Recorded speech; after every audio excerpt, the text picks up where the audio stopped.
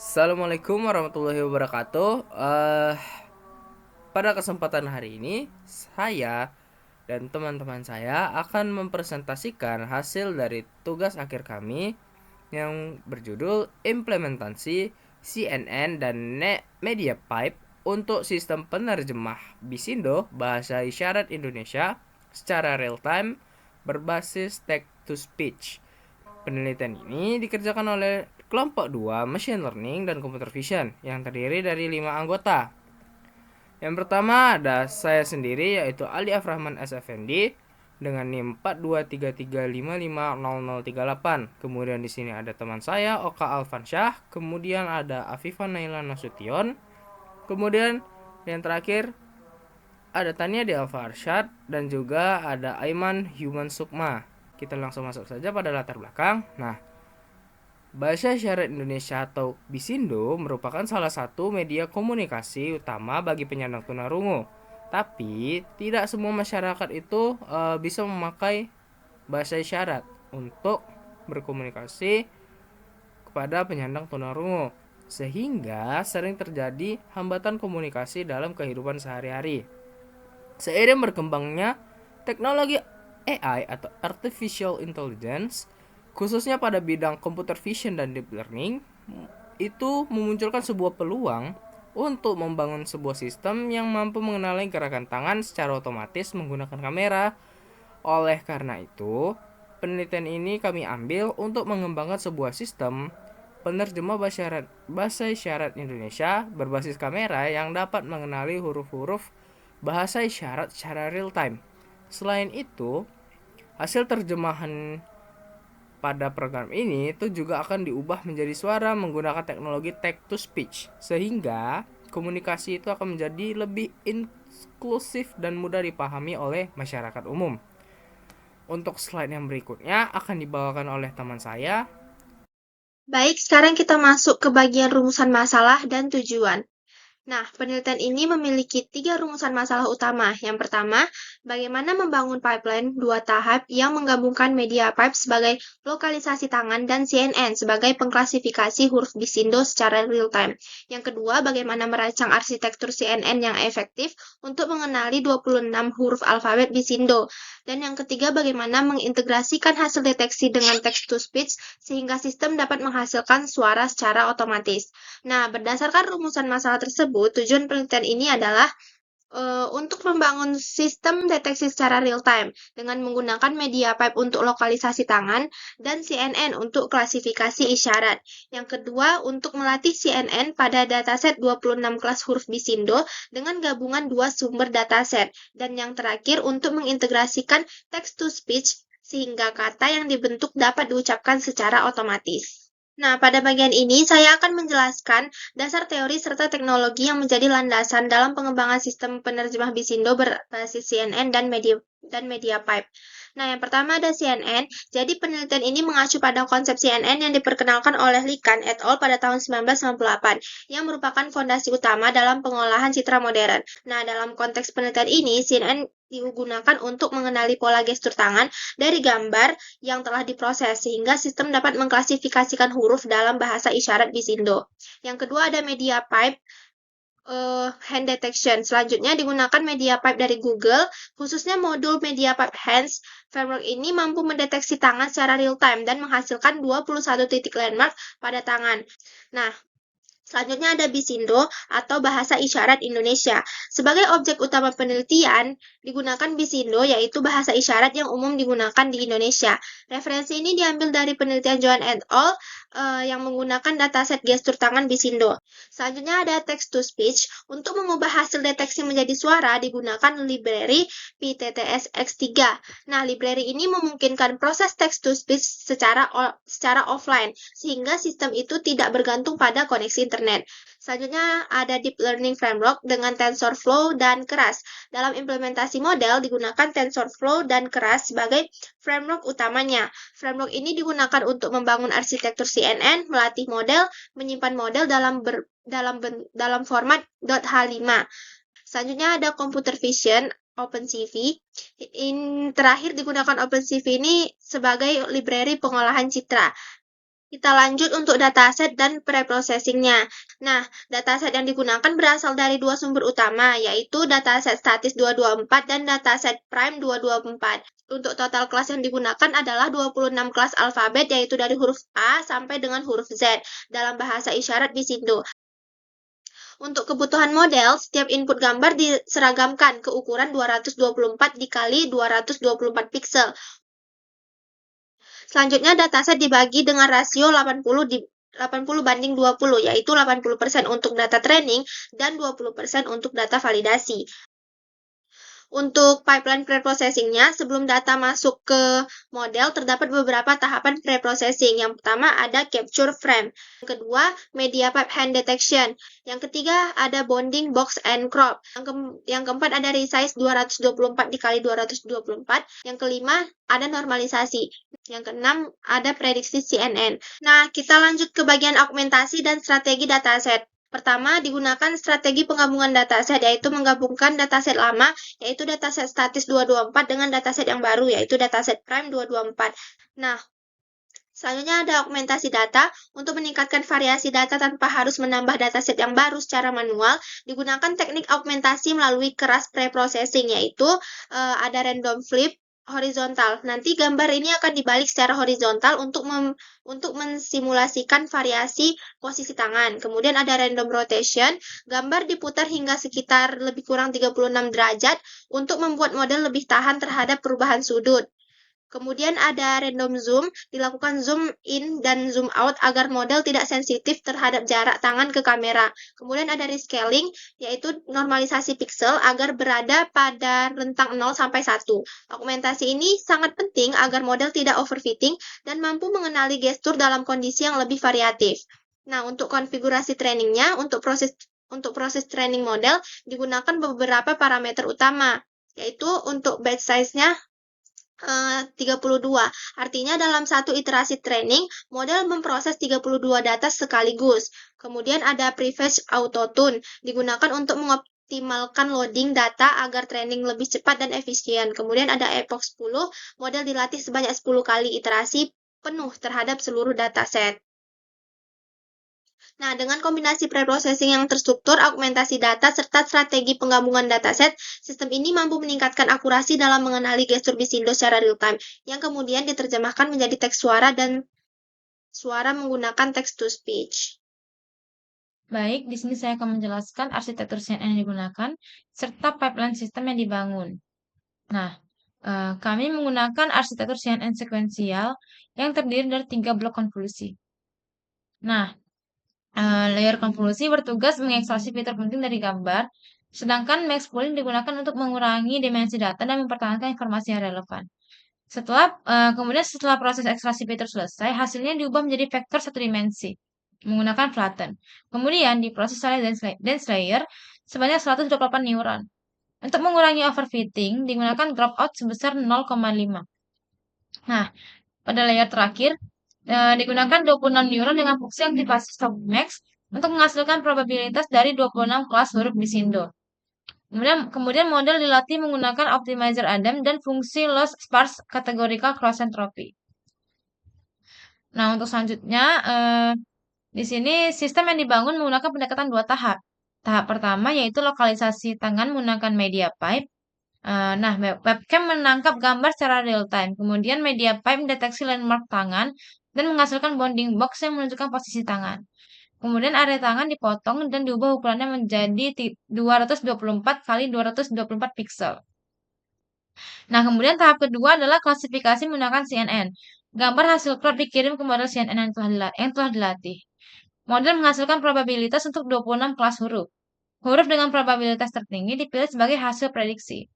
Nah, agar hasil lebih stabil, diterapkan ambang kepercayaan sebesar 85%. Jika prediksi memenuhi ambang tersebut, huruf akan ditampilkan dan dapat dikonversi menjadi suara. Baik, di sini saya Manhuman Sukma, saya akan menjelaskan hasil dan evaluasi pada model Bisindo Bahasa Isyarat Indonesia. Di sini kita dalam tabel ada 2 tabel yang menunjukkan berapa kali jumlah epoch atau jumlah berapa kali untuk mengulangi evaluasi pada dataset berapa kalinya. Itu disebut dengan jumlah epoch. Jadi di sini dalam grafik pergerakan akurasi di kiri ini, tabel kiri, kita mengetahui bahwa lebih banyak perulangan mengevaluasi modelnya, atau berapa kali putaran evaluasi modelnya itu, atau berapa kali epochnya, itu maksud epochnya. Maka akurasi training dan validasi pada modelnya itu makin meningkat, dan semakin tinggi evaluasi epochnya makin meningkat, tapi nanti menyampaikan puncak di antara dari 8 kali berulang training, 8 kali berulang evaluasi model, atau 8 kali epoch. Tetapi ini makin naik, dia semakin lebih akurat trainingnya. Kemudian pada grafik penurunan loss-nya atau penurunan kesalahan atau loss, jadi semakin banyak perulangan evaluasi model atau trainingnya, semakin juga menurun cenderung atau kemungkinan loss error dalam tes dan testing untuk modelnya. Di sini juga dalam 8 kali berulang evaluasi model atau 8 kali atau 8 epoch, berarti menurun loss-nya dalam sisi training dan validasinya. Kemudian pada tes confusion matrix dalam testing model bahasa isyaratnya. Jadi kalau di sini untuk nilai dalam kotak dalam matriks ini itu menunjukkan beberapa kali jumlah benar yang ditebak oleh modelnya atau DAI yang dibangun. Dan di matriks kanan di sini adalah data validasi untuk frame statis, untuk satu frame saja. Jadi untuk pengujian testing dalam data validasi atau di statis ini, hampir semua huruf sudah ditebak secara benar oleh modelnya. Tetapi dalam video frame by frame masih banyak angka yang berkeliruan. Seperti di sini F itu salah jadi huruf P dan huruf lain-lainnya. Jadi kesalahan di sini terjadi karena bentuk tangannya berubah atau menjadi mirip sehingga modelnya kebingungan dalam membedakan dua huruf. Baik, di sini pada visualisasi CNN atau feature maps-nya ini secara bertahap secara blok di sini tahapnya dari blok 1 TOOLSCONF 2D ini membuat 32 filter, tapi yang ditampilkan di atasnya hanya cuma 16 filter pertama. Untuk gambaran besar gimana jumlah filter atau CNN ini dan akan bekerja. Jadi ini untuk pada tahap 1 atau blok 1 ini mengekstraksi atau mendapat bentuk jarinya secara tepi untuk ujung jarinya dan teksturnya. Ini untuk pada dasarnya. Dan akan direduksi di sini blok 1 dari 50% resolusinya untuk lebih cepat cepat waktu komputasi algoritmanya. Kemudian pada blok 2 di sini itu jadikan 64 filter. Berarti maksudnya di sini Model mulai mengenali pola yang lebih kompleks seperti bentuk jarinya dan posisi tangannya. Bukan hanya bentuk garis atau tepi jarinya. Dan kemudian direduksi lagi 50% atau setengah untuk percepat komputasinya. Kemudian pada blok ketiga, ini yang terakhir, itu membuat representasi fitur yang lebih kompleks, lebih abstrak, dan untuk lebih spesifik terhadap pemrosesan atau mengekstraksi fitur tiap huruf-hurufnya.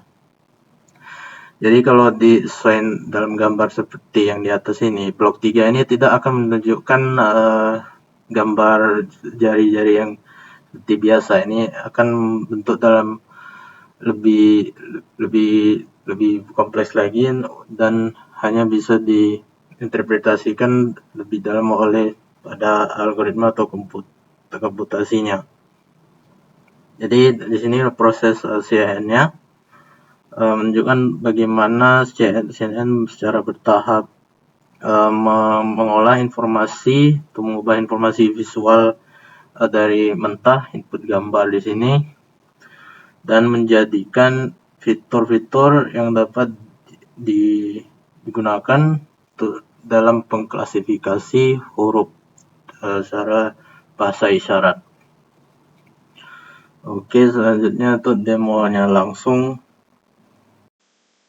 Oke, baik. Di sini saya Oka Alfansyah. Saya yang akan mendemokan sistem yang telah kami buat. Di sini saya akan mendemokan program yang telah kami buat, sistem yang telah kami buat. Mungkin saya akan menonaktifkan kamera saya terlebih dahulu. Saya akan menggunakan kamera dari sistem ini ya. Ini saya akan langsung saja mencontohkan, mungkin menggunakan nama saya ya. Oh.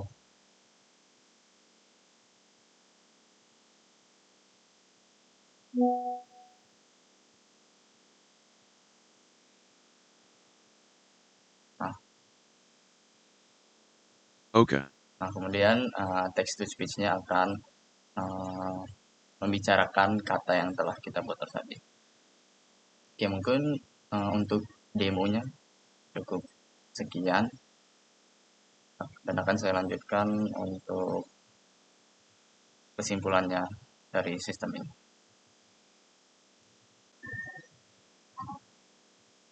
Baik ya.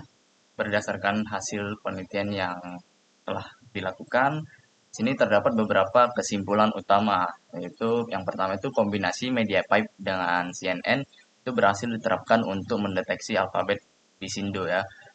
Yang kedua, arsitektur CNN ini dengan 3 blok yang digunakan mampu melakukan klasifikasi 26 huruf Bisindo dengan baik. Dan yang ketiga, ini penggabungan 2 dataset kami itu berhasil meningkatkan keragaman data pelatihan dan membantu mengurangi overfitting. Keempat itu integrasi text to speech menggunakan PyTTX ini berhasil membuat sistem mampu mengubah hasil dari deteksi menjadi suara secara offline. Saran dari kami itu untuk pengembangan selanjutnya itu terdapat beberapa hal yang dapat dilakukan. Nah, pertama itu menambahkan dukungan terhadap bahasa isyarat dinamis menggunakan LSTM atau transformer. Mungkin kedua itu menerapkan transfer learning menggunakan mobile net V2 atau efficient net untuk meningkatkan akurasi. Nah, kemudian yang ketiga itu mungkin melakukan deployment ke perangkat mobil menggunakan TensorFlow Lite. Kemudian memperluas dataset dengan variasi pencahayaan, latar belakang, dan pengguna yang lebih banyak. Nah, selain itu, sistem juga dapat dikembangkan menjadi aplikasi web maupun menggunakan arsitektur yang lebih dalam seperti ResNet. Demikianlah presentasi yang dapat kami sampaikan mengenai implementasi CNN dan MediaPipe untuk sistem penerjemah Bisindo real-time berbasis text to speech. Kami mengucapkan terima kasih atas perhatian Bapak yang telah diberikan. Kami siap menerima saran ataupun masukan untuk pengembangan penelitian ini lebih lanjut. Wassalamualaikum warahmatullahi wabarakatuh.